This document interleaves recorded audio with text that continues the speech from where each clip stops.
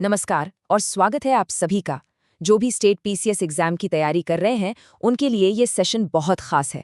आज हम 16 फरवरी के सबसे ज़रूरी करंट अफेयर्स का एक क्विक रिवीजन करेंगे, मतलब एकदम पक्की तैयारी। हमारा मकसद एकदम क्लियर है। हमें उन फैक्ट्स पर फोकस करना है जो सीधे सीधे आपके एग्जाम पेपर में दिख सकते हैं। तो चलिए बिल्कुल भी टाइम वेस्ट नहीं करते और शुरू करते हैं। तो सबसे पहले नज़र डालते हैं भारत की हाल की डिप्लोमेटिक और डिफेंस एक्टिविटीज़ पर। आप जानते ही हैं इंटरनेशनल रिलेशंस के लिहाज से ये टॉपिक एग्जाम के लिए कितने ज़रूरी होते हैं। बांग्लादेश में एक बड़ा पॉलिटिकल शिफ्ट हुआ है। वहां बांग्लादेश नेशनलिस्ट पार्टी यानी बीएनपी के तारिक रहमान नए प्रधानमंत्री बन गए हैं। अब भारत ने उनके शपथ ग्रहण समारोह में किसे भेजा? हमारे लोकसभा अध्यक्ष ओम बिरला को। तो ये नाम याद रखने हैं, तारिक रहमान, ओम बिरला और हाँ, बांग्लादेश के मुख्य चुनाव आयुक्त एएमएम नासिरुद्दीन। ये सीधे सीधे एमसीक्यू बन सकते हैं। अब ये एक बहुत ही इंटरेस्टिंग बात है। भारत ग्लोबल साउथ में एआई पर समिट होस्ट करने वाला पहला देश बन गया है। ये सम्मेलन हो रहा है दिल्ली के भारत मंडपम में। और भारत का जो नजरिया है वो भी काफी यूनिक है। हम यूरोपियन यूनियन की तरह बहुत भारी भरकम नियम नहीं बना रहे हैं, बल्कि मानव केंद्रित एआई पर फोकस कर रहे हैं। अच्छा, अब बात करते हैं ऑपरेशन सिंदूर की। अमेरिकी इंडो पैसिफिक कमांड ने इसकी काफ़ी तारीफ की है। अब देखिए, एग्जाम के नज़रिए से इसकी जो टेकअवेज हैं वो बहुत ज़रूरी हैं। इसने दिखाया कि आज की लड़ाई में स्पेस, इलेक्ट्रॉनिक वॉरफेयर और एआई का कितना बड़ा रोल है। और ये फैक्ट भी नोट करने वाला है कि पाकिस्तान ने चीन में बने हथियारों का इस्तेमाल किया। ये स्लाइड तो एक क्लासिक मैच द फॉलोइंग या इनमें से कौन सा सही है टाइप का सवाल बना सकती है। भारत और अमेरिका के बीच इन हाईटेक डिफेंस डील्स को बिल्कुल याद रखें। Apache helicopters, MQ-9 drones, GE-414 engines और P-8I एयरक्राफ्ट। चलिए अब गियर बदलते हैं और इकोनॉमी और इंफ्रास्ट्रक्चर की तरफ बढ़ते हैं।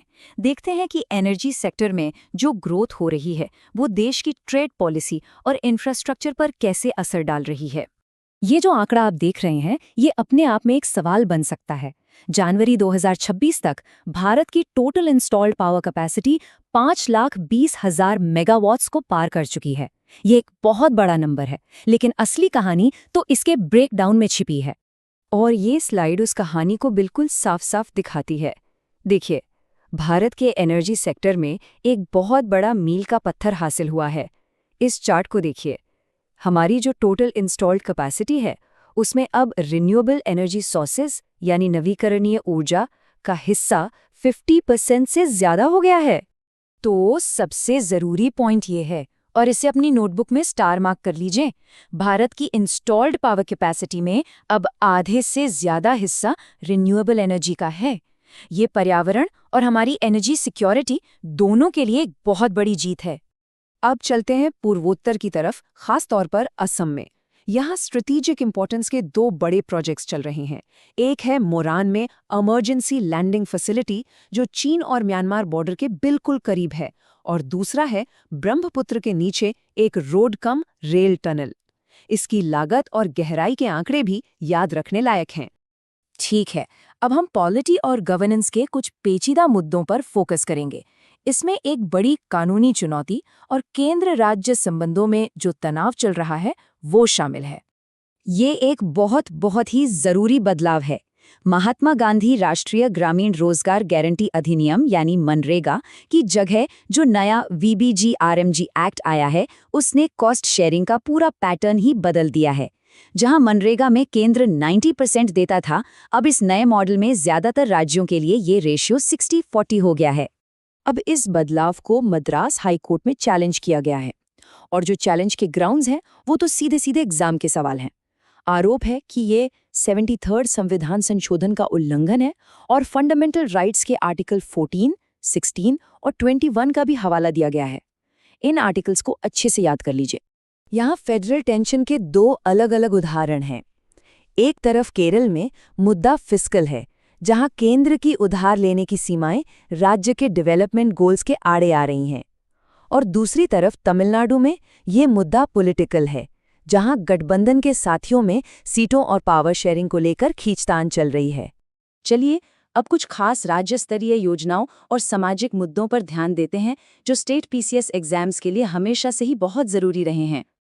ये टेबल 2 राज्यों के 2 अहम सामाजिक मुद्दों को एक साथ दिखाती है। पंजाब में अग्निपथ योजना, विदेश जाने का ट्रेंड और ड्रग्स की समस्या जैसे कारणों से आर्मी में भर्ती कम हो रही है।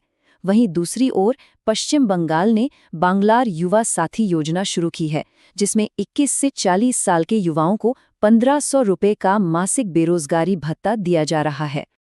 और अब आता है हमारे आज के सेशन का फाइनल और सबसे तेज राउंड। ये हैं हमारे रैपिड रिवीजन फ्लैश कार्ड्स, जो सबसे ज़रूरी फैक्ट्स को आपके दिमाग में एकदम पक्का कर देंगे। तो तैयार हैं? चलिए शुरू करते हैं। पहला फैक्ट, AI इम्पैक्ट समिट 2026 कहाँ हुआ? दिल्ली में। फोकस क्या था? मानव केंद्रित AI। दूसरा फैक्ट, ऑपरेशन सिंदूर ने क्या दिखाया? आज की लड़ाई में AI और इलेक्ट्रॉनिक वॉरफेयर का क्रिटिकल रोल। तीसरा फैक्ट, VBG-RAMG एक्ट ने मनरेगा की जगह ली और इसे कॉस्ट शेयरिंग और पंचायतों की घटी भूमिका को लेकर कोर्ट में चैलेंज किया गया है। चौथा फैक्ट, भारत की पावर कैपेसिटी 5.2 लाख मेगावाट के पार है और इसमें रिन्यूएबल एनर्जी का हिस्सा अब 50% से भी ज्यादा है। और पांचवा फैक्ट, बांग्लादेश के नए प्रधानमंत्री कौन हैं? BNP पार्टी के तारिक रहमान। और आज के लिए ये एक आखिरी सवाल। ये एक एनालिटिकल सवाल है जो आज के सारे टॉपिक्स को आपस में जोड़ता है। जरा सोचिए कि कैसे पूर्वोत्तर में बन रहा इंफ्रास्ट्रक्चर और हमारे पश्चिमी पड़ोस में जो पावर डायनेमिक्स बदल रहे हैं, वो सब मिलकर अगले 10 सालों में भारत की फॉरेन और डिफेंस पॉलिसी को एक नया आकार दे सकते हैं। अपनी तैयारी जारी रखिए, जल्द ही फिर मिलेंगे।